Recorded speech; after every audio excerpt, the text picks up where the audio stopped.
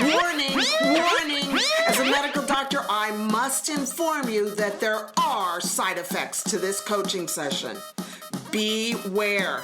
It may enhance your self-esteem, cause you to experience vibrant health, encounter long-term weight loss, heal damaged relationships. Warning, there are side effects to this coaching session.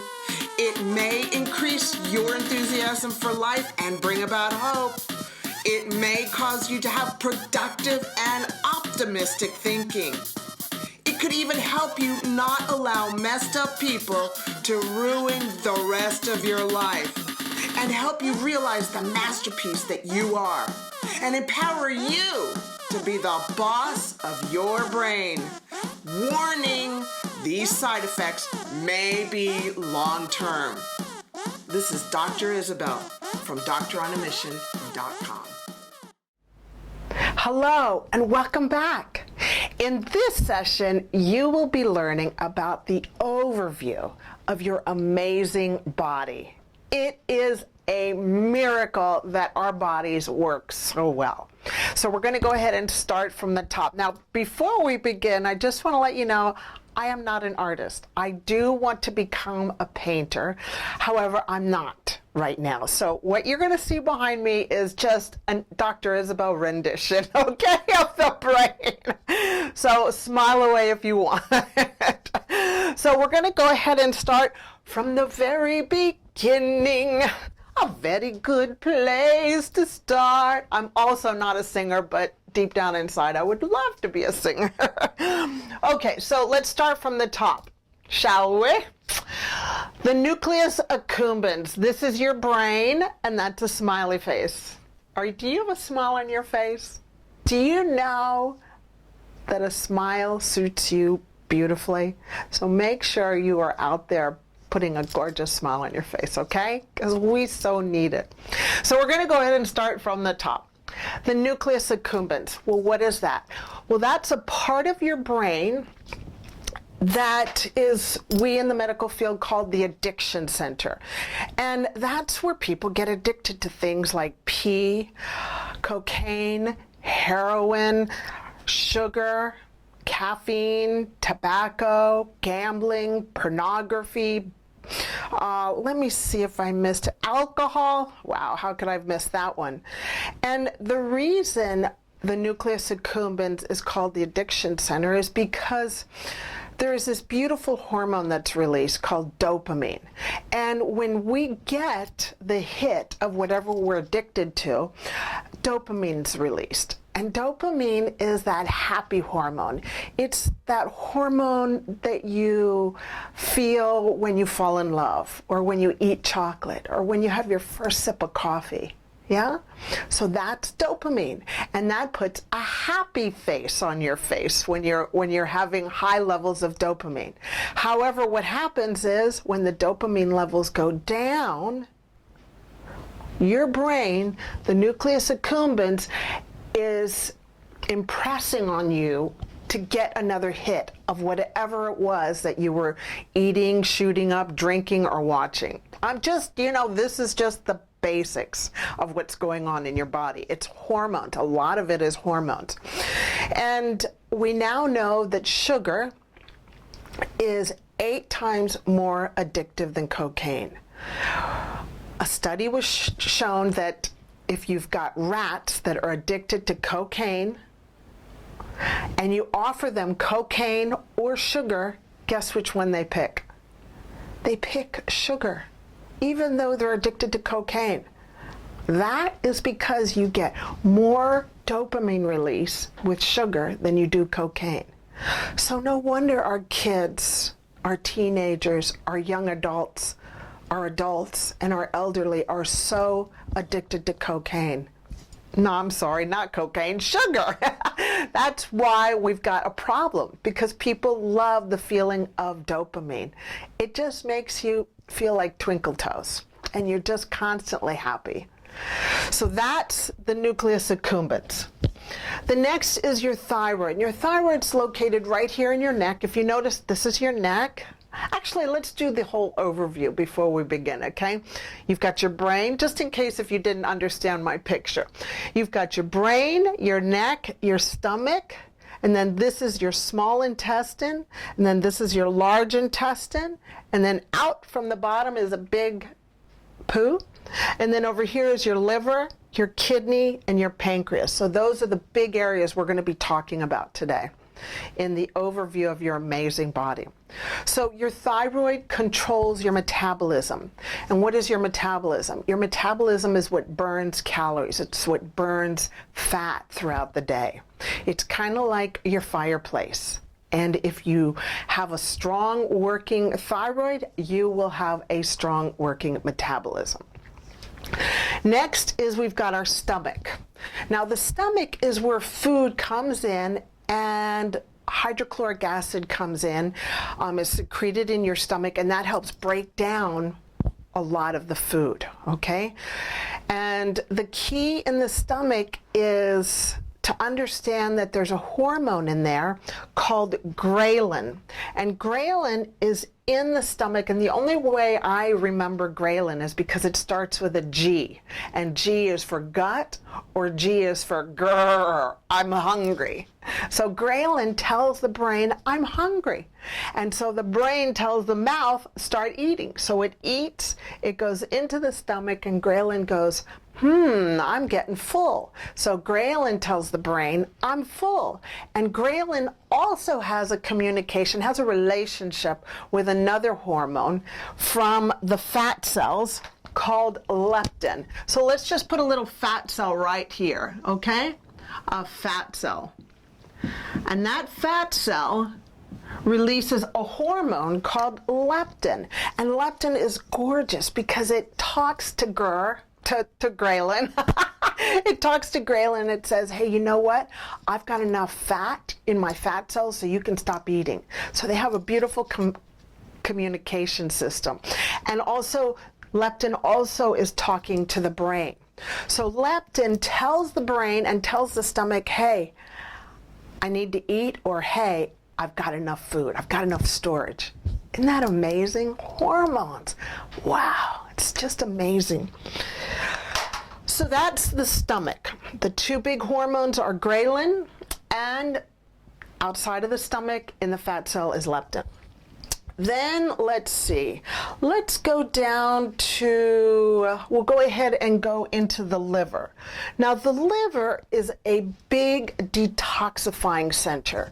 And I like to explain the liver like a toilet system. It collects a lot of the junk, the toxins, and then it flushes and it excretes it into the small intestine, and then it goes into the large intestine, and then we poop it out, okay?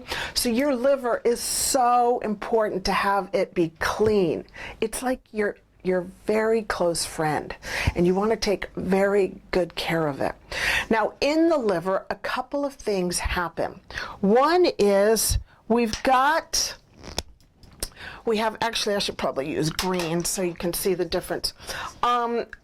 The liver is where fructose and high fructose corn syrup is converted into triglycerides. So when you eat fructose, and fructose is only found in fruit and in honey. So when you have fructose,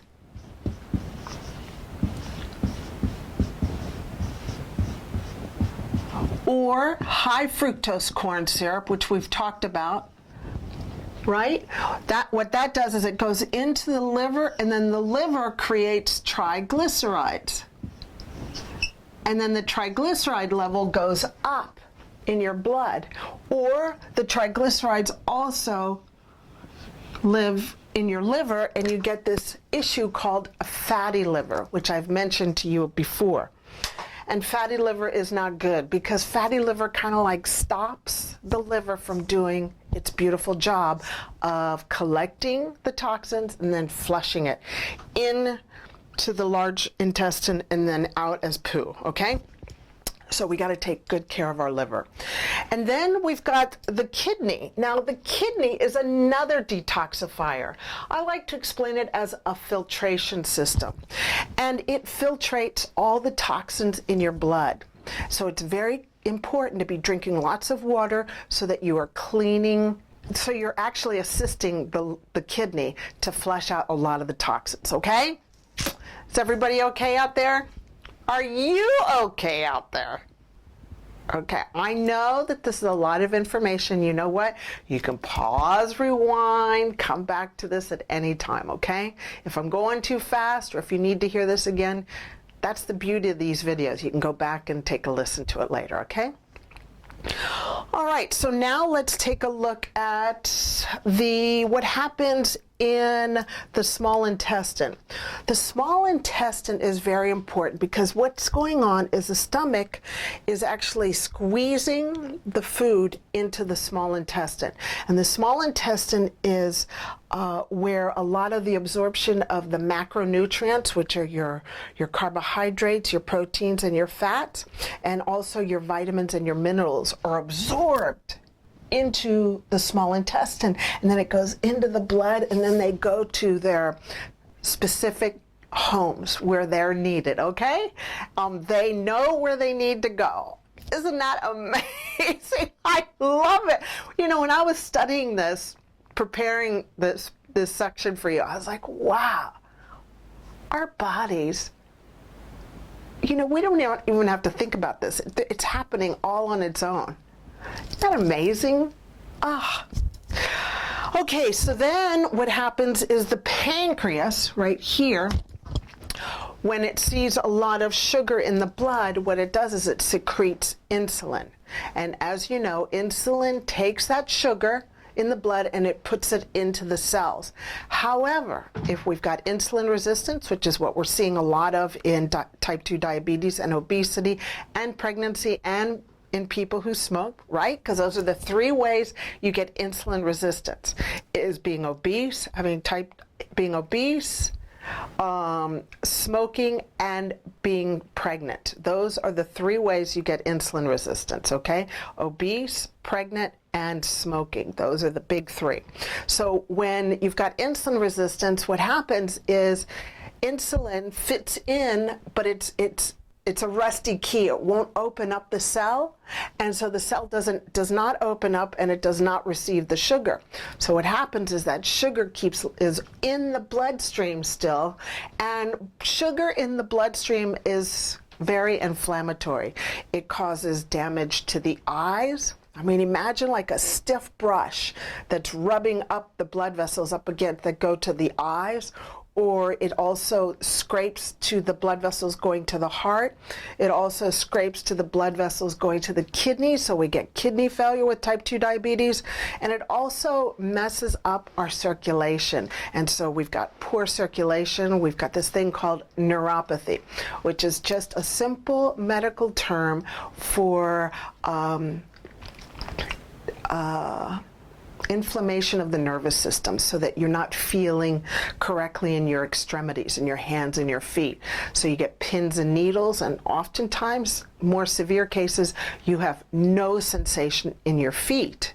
And the problem with that is if you're a type 2 diabetic or a type 1 diabetic, for that matter, if you cut yourself and you don't even know that you've got a cut, then that you can get infection and then end up getting gangrene and ending up getting amputation. So that's why it's important, if you have type 2 diabetes, you need to be checking your feet every night to make sure you don't have any scrapes or cuts. Because if you do, then you need to let your doctor know right away, because that is a very dangerous situation to be in, okay?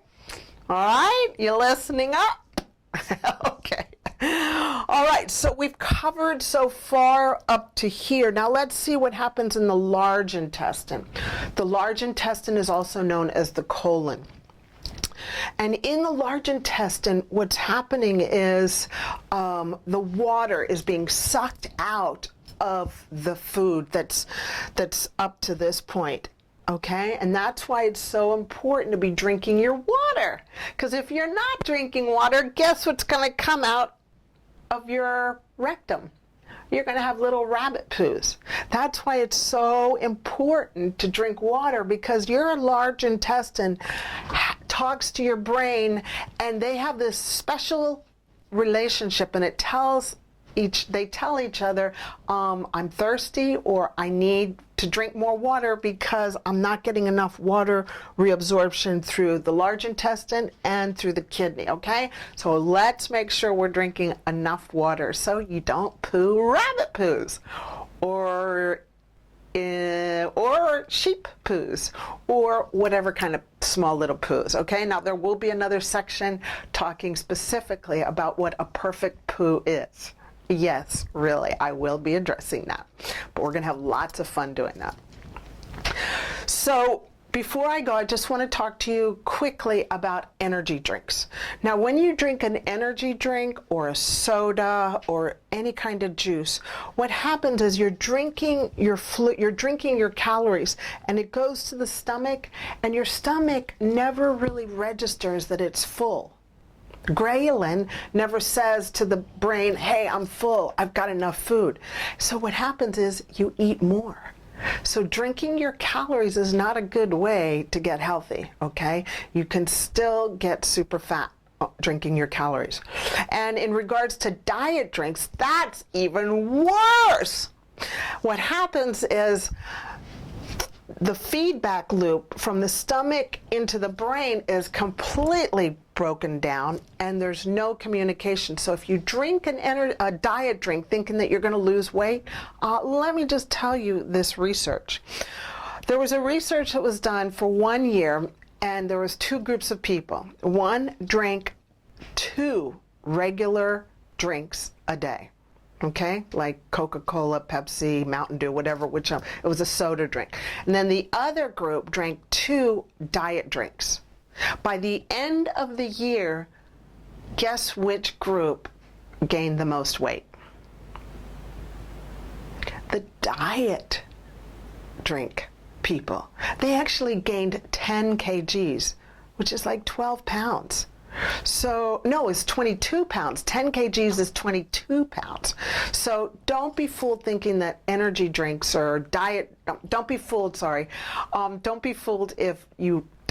thinking the advertisement that diet drinks are the way to lose weight, because they're not, because now you know, okay?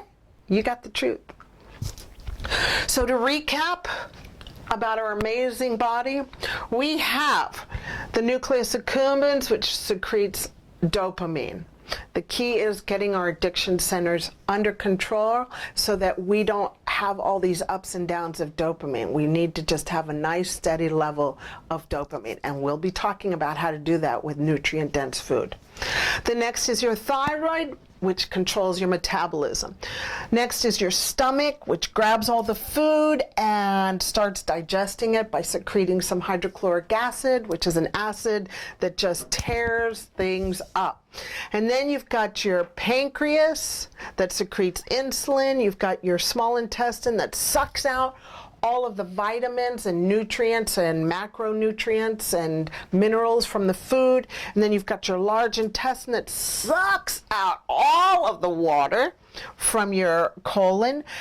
And then you poo. Now, there are some other players. The other players consist of your pancreas that secretes insulin, and your liver that helps detoxify, and then also your kidney that helps filtrate your food, okay? Filtrate your blood. So that is the big overview of your amazing body. Until the next session, have a wonderful day. Bye-bye.